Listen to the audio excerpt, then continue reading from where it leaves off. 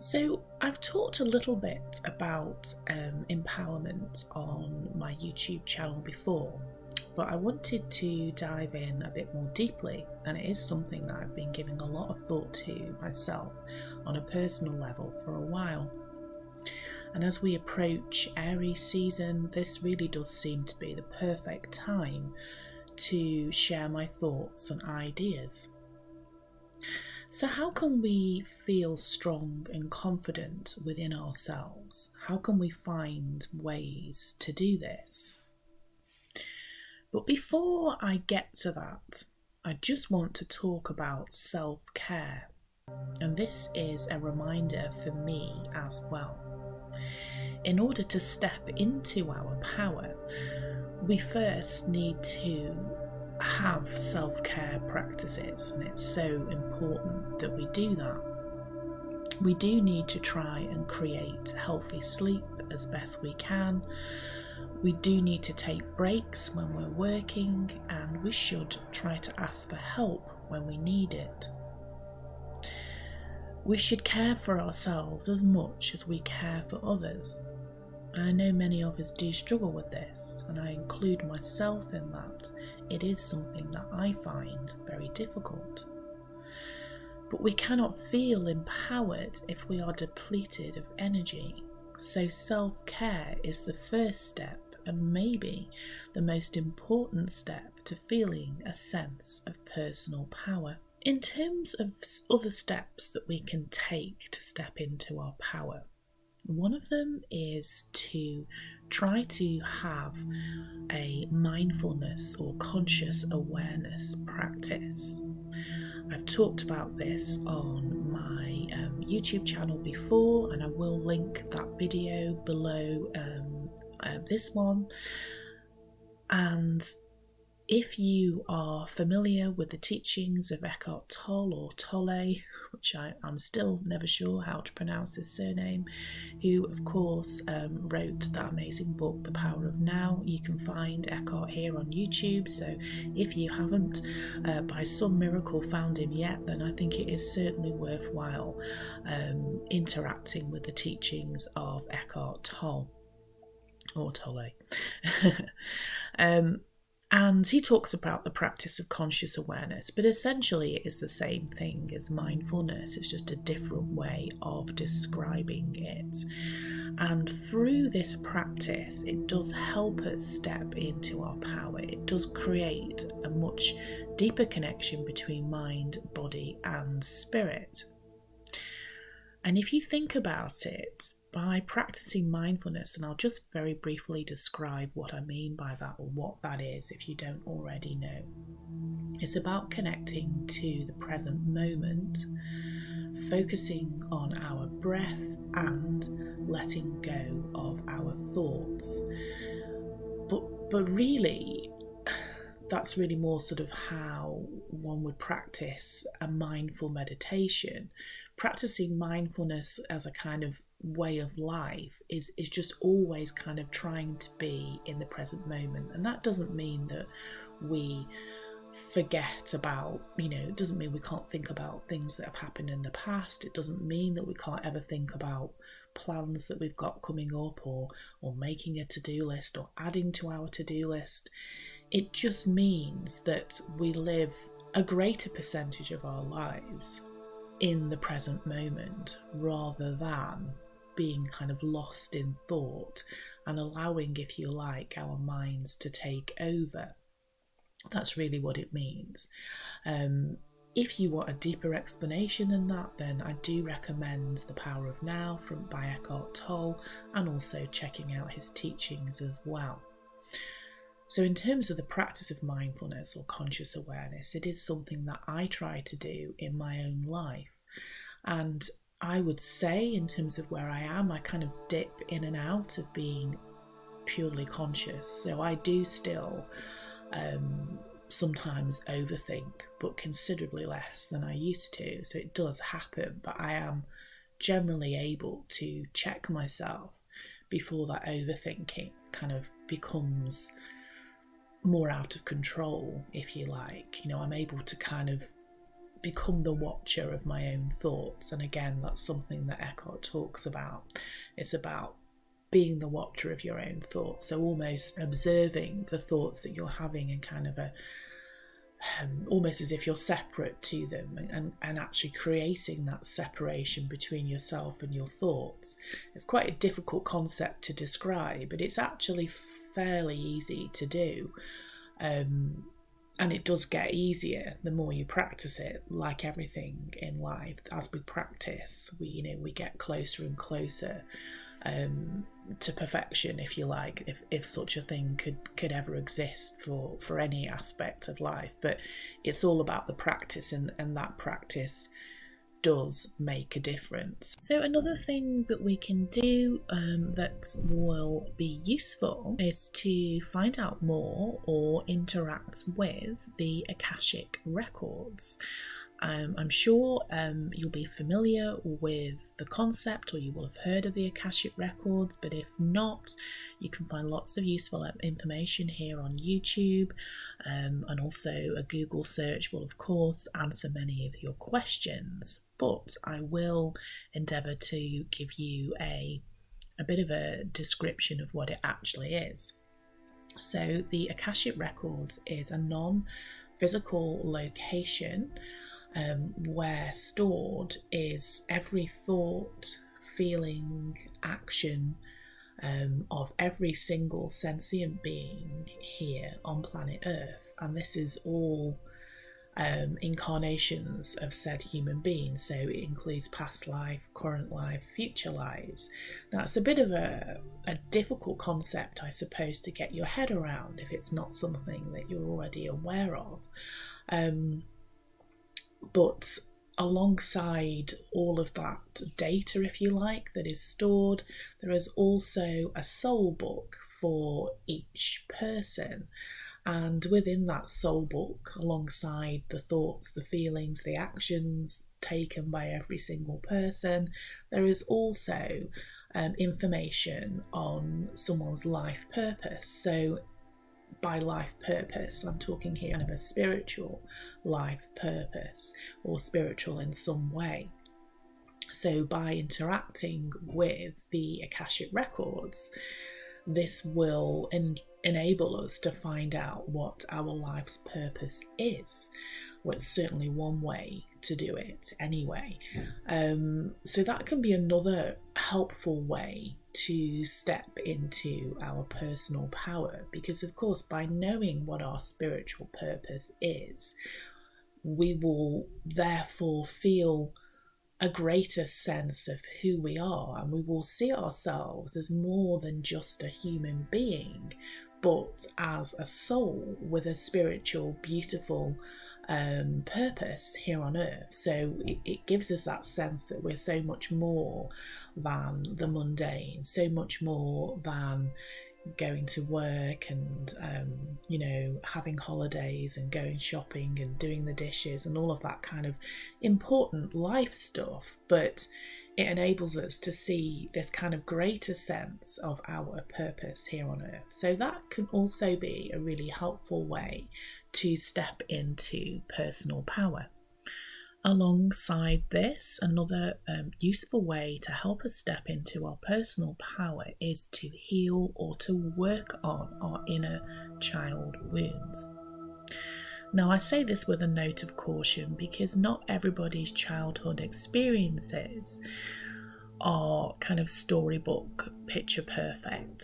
Some people have some very, very real struggles in their childhood, but even where that's not the case, and actually childhood has been largely speaking quite nice, there's not been any really sort of very difficult things happening. Generally speaking, most of us still take through into adulthood some form of inner child wound.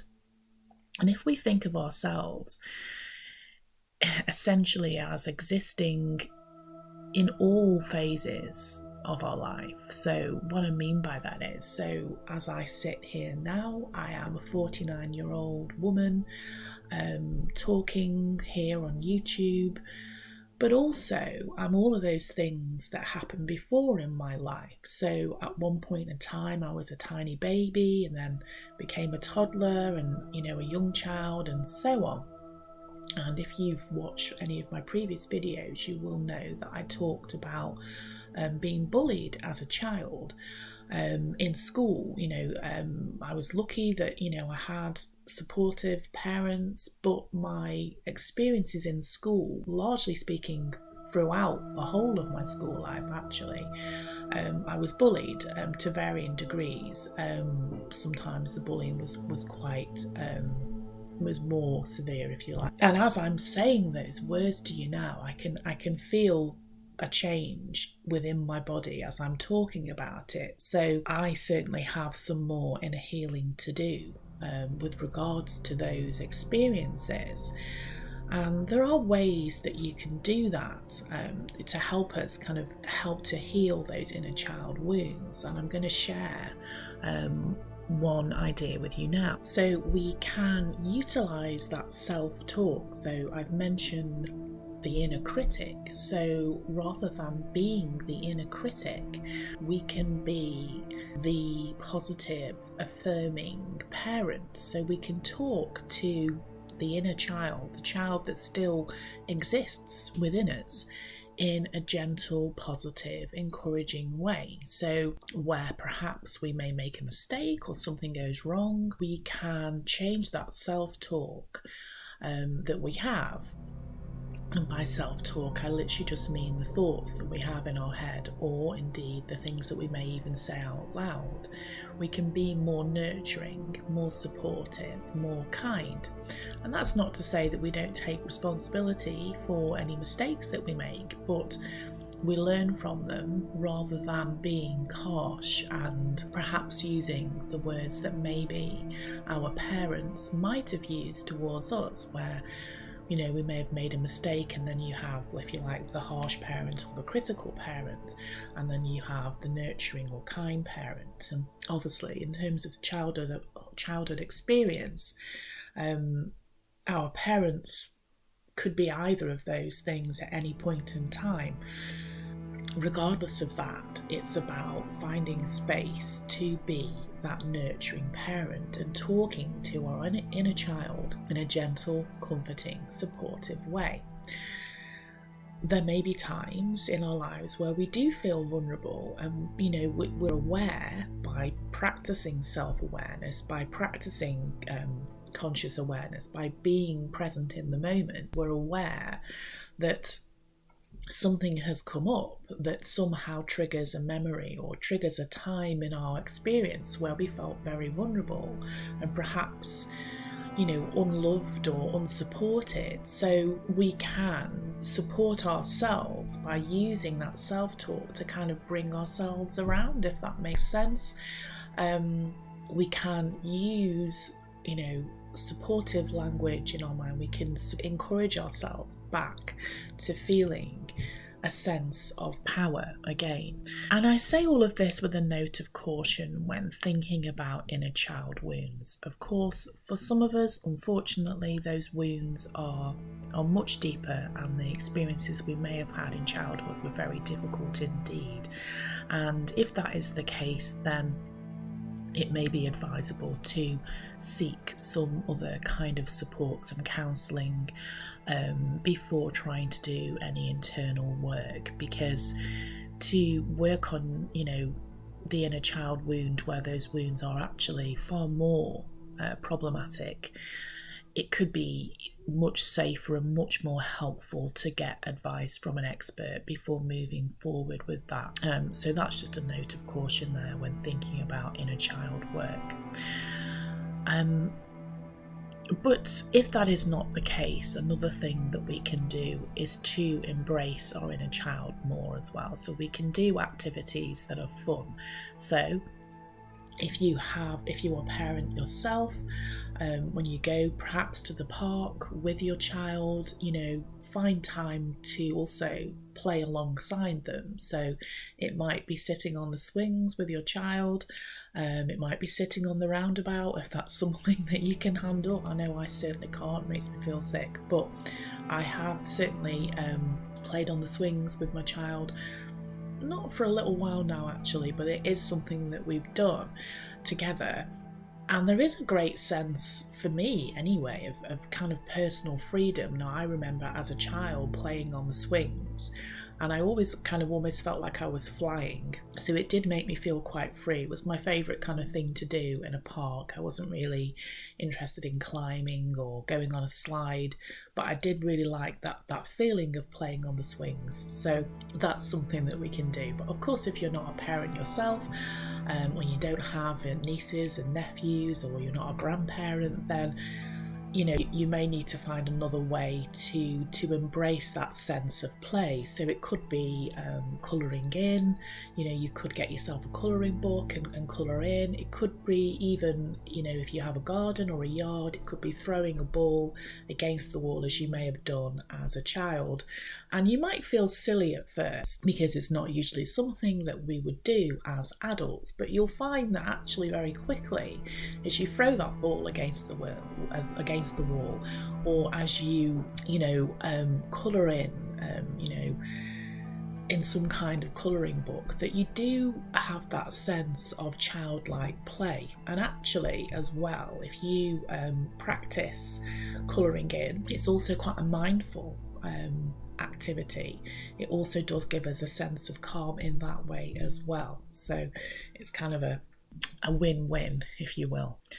Another way, another thing that's beneficial when helping us move towards a greater sense of personal power is looking at the ancestral wound. So you can find lots of information here online and also here on YouTube. But essentially, it's the wound that we carry with us, or those struggles that we may have had within the experiences of our ancestors, so that somehow those struggles or those difficulties that they have faced in their lives kind of follow us through into our lives. Now, I don't exactly know how that happens. Is it carried forward within our DNA in some way?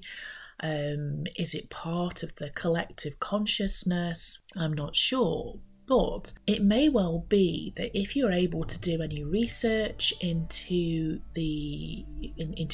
your ancestors by looking at genealogy, by asking questions of family members to find out what their lives were like, what job did they have, what did they do on a daily basis, where did they live, what was their experiences, and then by doing that, you may be able to find some patterns within your own life. So if, for example, you had your ancestors were people that practiced tarot or read tea leaves, or maybe they were someone who operated as a midwife in the dim and distant past, it's quite possible that they were persecuted in some way. They may well even have experienced very, very severe persecution and may have even been tried as a witch, for example. And that, if that is the case and you're able to find that out, it makes sense then that perhaps then you in your own life would feel a sense of persecution, if I can say the word, and you may feel reluctant to be the person that you are. You may have always felt that you had perhaps a gift in white magic, and those things that you're aware of. Maybe you're psychic, or maybe you just seem to have an innate knowledge of different herbs and plants that are beneficial. Maybe you have a way with plants in the garden.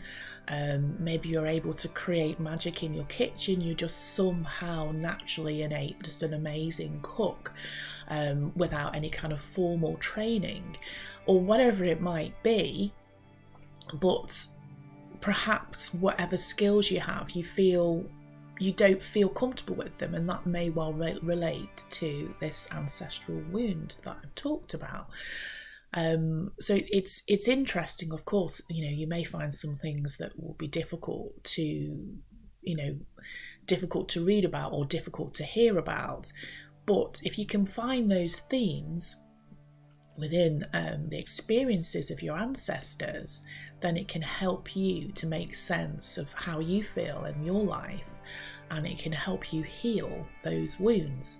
Now again, as I say, you can find information on YouTube. There are courses that you can do about the ancestral wound.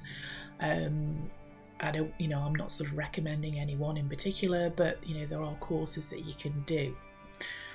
But whether you choose to get into this in any more depth is really up to you. But even just asking those questions of family members, anyone that you have contact with,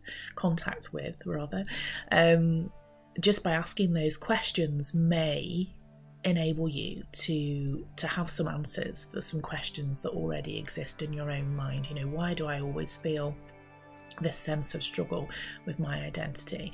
Why do I feel embarrassed or uncomfortable about this particular thing? Why is that coming up for me?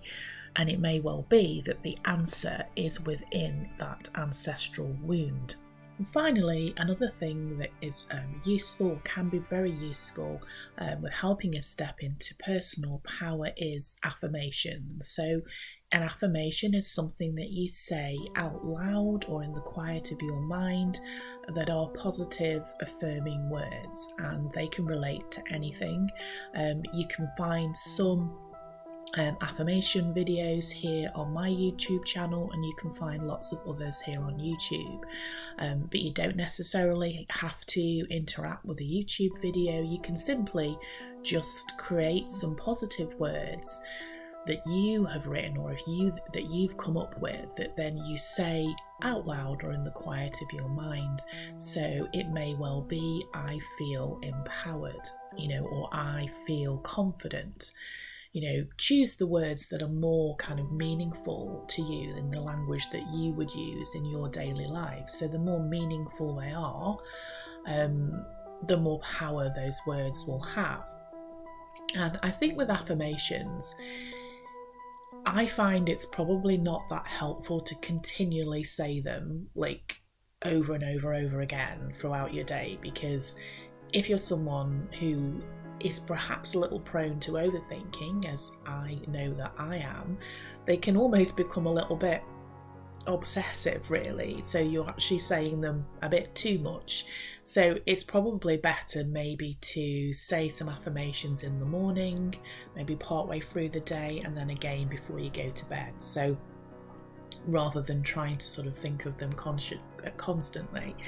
And also, I think it's worth noting that if you're practicing conscious awareness, or you're trying to practice conscious awareness in your daily life, to me it seems almost like the antithesis of doing that if you're continually saying affirmations, because then whilst you're connecting with positive, affirming thoughts, you're using your mind to think of them and say them, if that makes sense. So they are powerful, they are useful, but I think it's helpful to use them in a particular way. So, as I say, maybe saying some positive affirmations in the morning, just a few, again perhaps partway through the day, sort of halfway through the day, and then again before bed. Alongside saying positive affirmations in your conscious mind, there are also subliminal affirmations as well, and I have some of those also here on my YouTube channel, but you can find lots, there's a wealth of them on YouTube. So that's whereby the affirmation goes straight into your subconscious rather than your conscious mind. So sometimes with affirmations, our experiences or habits, if you like, of negative self-talk almost kind of blocks that positive affirmation from kind of taking hold. So we're almost resistant to the words that we're saying. So the idea of a subliminal affirmation is it goes straight to the subconscious, so it doesn't experience those blocks. It's a difficult concept to get your head around, really, but essentially, we may well have gone through our lives without realizing it, saying quite a lot of negative self-talk. So then it becomes difficult to accept those positive words because we're not used to hearing them. We're not used to resonating with them.